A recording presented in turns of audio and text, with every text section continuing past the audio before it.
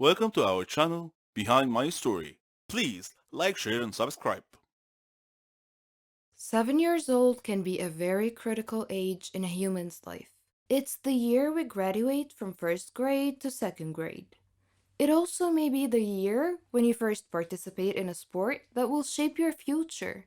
But for me, it was the age when my parents decided they wanted to lead separate lives.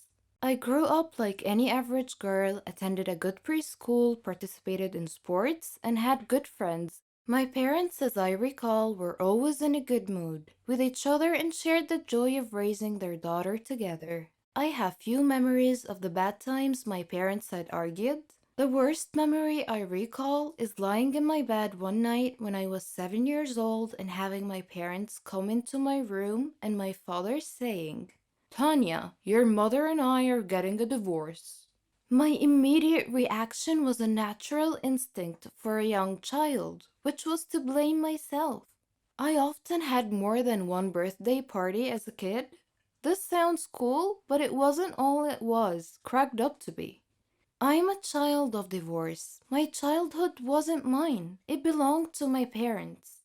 I lost myself in every effort to appease each side of my family.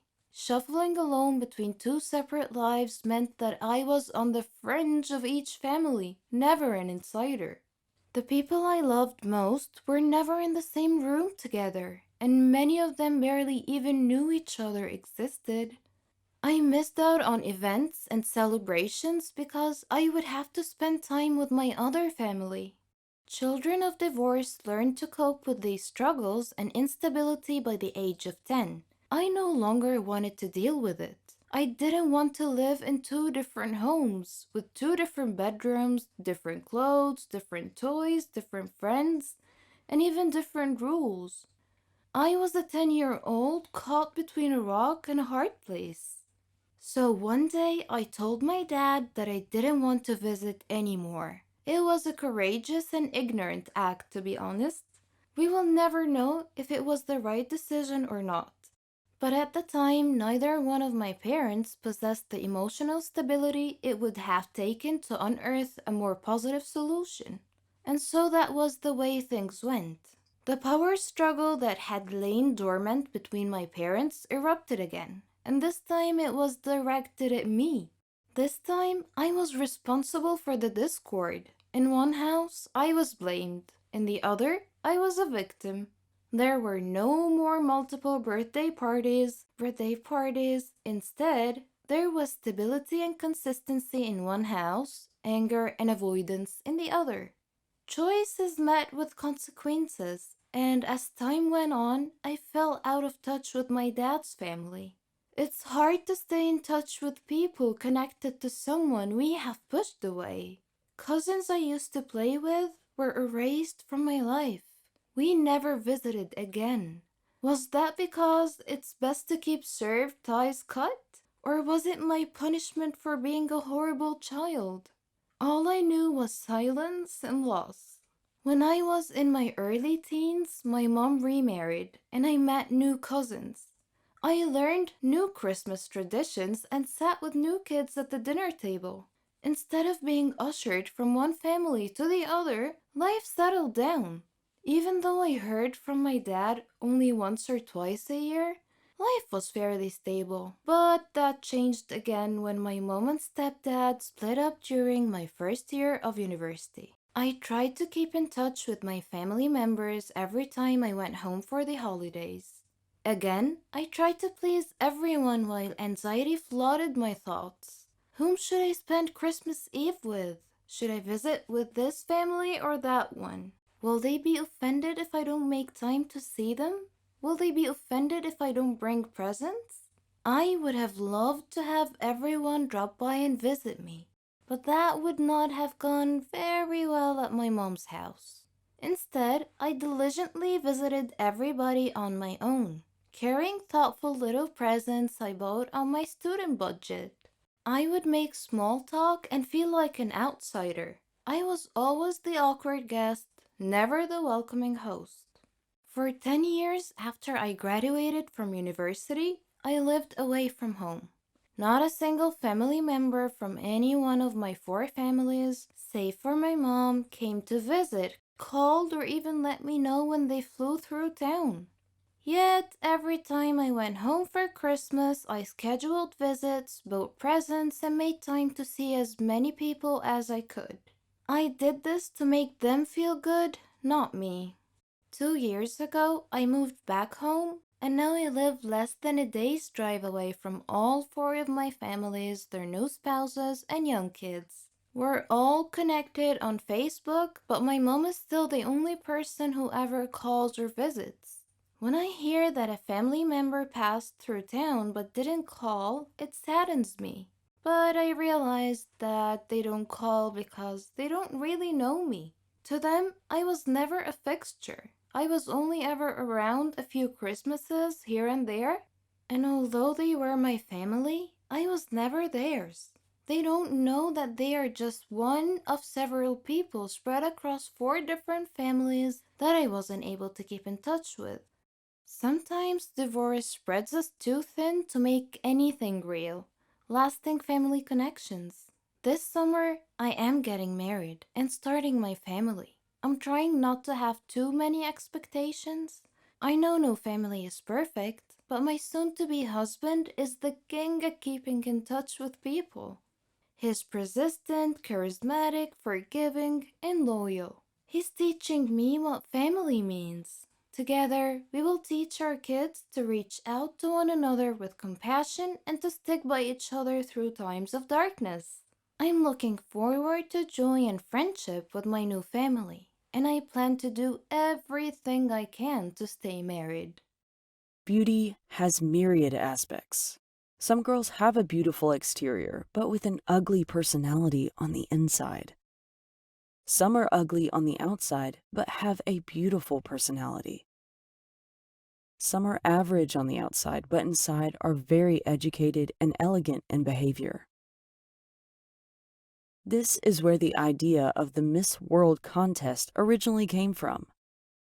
The girl who has the most aspects of beauty overall should be able the title. But what if a girl is beautiful in every way except for the external beauty that is valued above all other aspects? Does she really stand a chance at all? My name is Naomi, and I am 16 years old. I live with my mom and two sisters. I am the middle daughter. My dad died a long time ago in a horrible train accident, leaving mom to raise us alone. So she taught us to be independent, to trust in ourselves, and to determine our own paths in life. We excelled at school and had plenty of friends. But life didn't give us everything. There is always a blemish on anyone's life. For me, it was beauty. I was boringly plain looking. No one wanted to date me. But I was okay with that because I knew that most boys were idiots, concerned only about a pretty face, even if that pretty face belonged to an empty-headed dimwit. Our school held an annual beauty contest based solely on external beauty, so I figured that it was time to change the rules of the game. I went to the teacher responsible for organizing this contest and suggested that this year's contest be a multifaceted beauty contest. I explained about considering internal aspects of beauty, such as maturity, responsibility, social interactions, academic performance, environmental awareness, character, personality, talent, hobbies, aspirations, etc.